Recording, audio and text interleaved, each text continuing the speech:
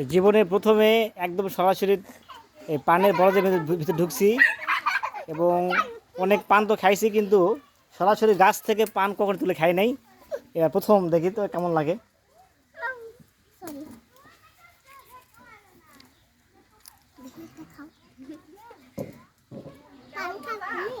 এত অসাধারণ স্বাদ,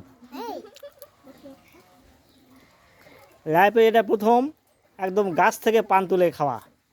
এটা নতুন অভিজ্ঞতা আমার। সেই আসছি কোথায়, এটা বাগমারা না, বাগমারা আসছি। এটা হচ্ছে কোন জেলার মধ্যে পড়ে, নাটোর না রাজশাহী? রাজশাহী জেলা।